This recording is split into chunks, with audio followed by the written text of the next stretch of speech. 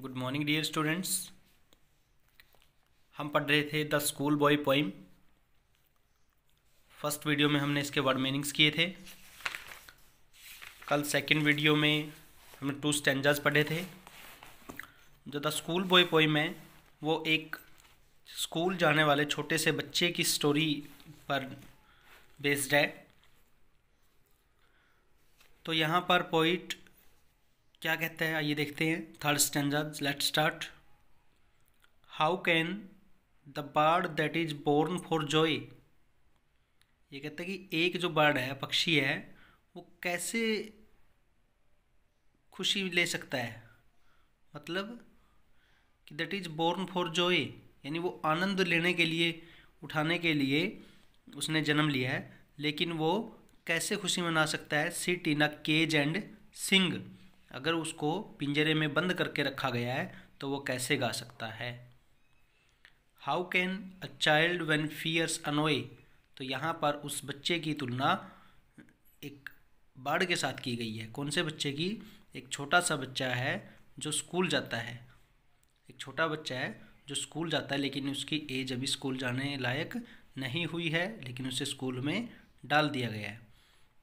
तो how can a child when fears annoy, भी वो बच्चा भी फिर कैसे आनंद उठाएगा जब उसको हमेशा डर सताएगा। फियर्स होता है, फियर्स अनोय मतलब डर रहना। डर किसका रहेगा उसको? लास्ट स्टैंजा में हमने पढ़ा स्कूल के अंदर स्ट्रिक्ट डिसिप्लिन का, होमवर्क करने का। तो but drupe his tender wing, यहाँ पर क्या रहेगी? अगर उसके पंखों को, किसके पंखों को? बर्ड के। टेंडर होता है कोमल, नाजुक। पंखों को ड्रूप कर दे, ड्रूप होता है मोड़ना, मोड़ दिया जाए।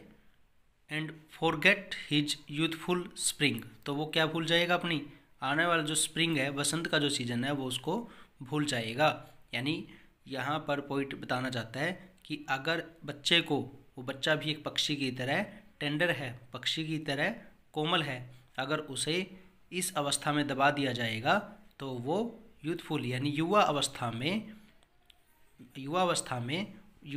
का आनंद नहीं उठा पाएगा, यानी वो उसका विकास नहीं हो पाएगा।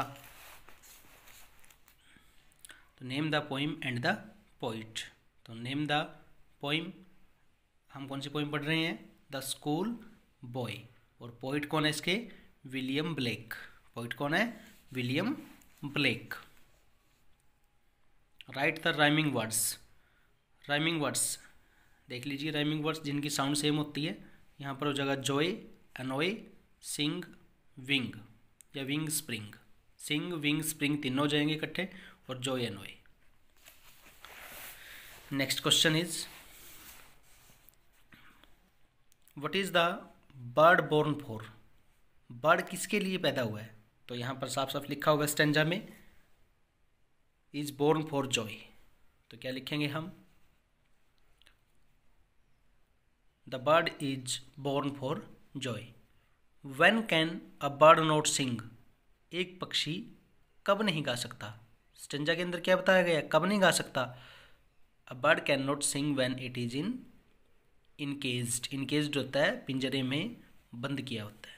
जब यह पिंजरे में होता है तब यह नहीं गा सकता है। आप डायरेक्ट ये भी लिख सकते हैं, a bird can not sing when it is in cage. It is in cage. What does a young bird do under fears? जो एक यंग बर्ड होता है वो डर के मारे क्या करता है? क्या करता है वो? It hangs its tender wings downwards under fear. It hangs its tender wings, यानी जो उसके कोमल पंख होते हैं वो उनको नीचे की तरफ ले आता है अंडर फियर, डर के मारे। It forgets the joy of its youthful spring, और यूथफुल स्प्रिंग के सारे जॉयज को, सारे खुशियों को वो भूल जाता है। Next, O father and mother. अब बच्चा अपने माता पिता को पुकारता है, अरे पिताजी और माताजी। If buds are nipped, buds होती है कलियाँ, फूल की कलियाँ होती हैं, उनको बर्ड्स कहते हैं। इफ़ बर्ड्स आर निप्ड, निप क्या होता है? निप होता है डेवलपमेंट की जो स्टेज होती है, प्राइमरी स्टेज, जिस समय बच्चे का विकास हो रहा होता है या पौधे का विकास हो रहा होता है, उसको बोलते हैं निप। और उस अवस्था में उसे दबा देना, यानी कि विकास की प्रारंभिक अवस्था में दबा देने को हम निप कहते हैं। अब कलियों को अगर जिस समय कलियां खिलने लगती हैं तो उसी समय अगर उनको दबा दिया जाए, एंड ब्लोजम्स ब्लो अवे, ब्लोजम्स होते हैं फ्लावर्स, फूल, और फूलों को भी ब्लो अवे कर दिया जाए। ब्लो अवे होता है उड़ा देना, यानी यहाँ पर हम कह सकते हैं उनको भी तोड़ लिया जाए। तो and if the tender plants are stripped, और वो नाजुक जो पौधे हैं, are stripped of their joy, ये एक फ्रेज यूज हुआ है यहाँ पर। स्ट्रिप्ड ऑफ देयर जॉय का पूरा मीनिंग क्या होगा? स्ट्रिप्ड ऑफ देयर जॉय का मीनिंग होगा प्रसन्नता को छीन लेना। अगर उनसे भी उनकी खुशी छीन ली जाए, छोटे छोटे पौधों से, कोमल कोमल पौधों से। In the springing day, in the springing day, वसंत के दिनों में। तो bye sorrow and cares dismay, तो क्या होगा? इतने दुख, निराशा, जिसमें होती है निराशा, सोरो दुख के कारण, how shell the summer arise in joy, तो उनकी समर में, यानी आगे गर्मी का मौसम आने पर वो खुशी कैसे महसूस करेंगे, कैसे वो खुशी लेंगे।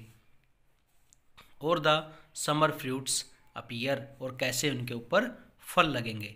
यानी पोइट बताना चाहता है कि अगर एक छोटे बच्चे के ऊपर इतना बर्डन डाल दिया जाए, उसकी बचपन की खुशियाँ उसकी प्रारंभिक अवस्था में ही छीन ली जाएं, तो आने वाले समय में वो फल कैसे दे सकता है, यानी उसका भविष्य कैसे उज्जवल हो सकता है।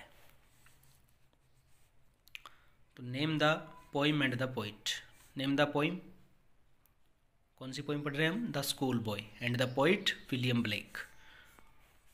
The school boy poem and the poet is William Blake. What happens to tender plants if their joys of spring are taken away? ये पूछता what happens, क्या होता है, to tender plants if their joys of spring are taken away, अगर उनकी spring की जो जोई है उसको छीन लिया जाए तो क्या होगा उनके साथ? They can't bear summer fruits, वो समर फ्रूट नहीं देंगे। लिखा हुआ है ना, how shall the summer arise in joy or the summer fruits appear। Next, why does the poet compare himself to a nipped bud. Poet खुद को एक निप्ड बड के साथ क्यों कंपेयर कर रहा है? निप्ड बड क्या होता है? वो कलियाँ जिनको विकास की आरंभिक अवस्था में ही दबा दिया गया हो। तो the poet compares himself to a nipped bud because his dull and burdensome life has made him unhappy. क्यों कर रहा है? क्योंकि डल एंड बर्डनसम लाइफ, कि वो एक नीरस और एक बर्डन वाले जीवन ने उसे क्या कर दिया है? उसे अनहैप्पी बना दिया है। किस अवस्था में? जब वो एक स्कूल बॉय है, यानी पोइट यहाँ पर अपने आप को स्कूल बॉय के रूप में रिप्रेजेंट कर रहा है। How does a plant feel if its blossoms are blown away. एक जो प्लांट है वो कैसा फील करेगा अगर उसके फूलों को तोड़ लिया जाए? तो क्या लिखेंगे? It feels unhappy and sad. लिखा हुआ है ना, bye sorrow and cares dismay, तो ही it feels unhappy and sad. Write the rhyming words. Rhyming words देख लिया आप। निप्ड, स्ट्रिप्ड, अवे, डे और डिज्मे। अवे, डिज्मे और डे, और निप्ड, स्ट्रिप्ड, यही बनेंगे। देखिए, nipped, stripped, away, day, day, dismay. तो ये थी आपकी poem the school boy. I hope आपको अच्छे से समझ आई होगी। सभी बच्चे अपनी कॉपी तैयार करें और इन स्टेंजाज को अच्छे से रीड आउट करके उसके बाद क्वेश्चन आंसर को सॉल्व करें। Thank you very much.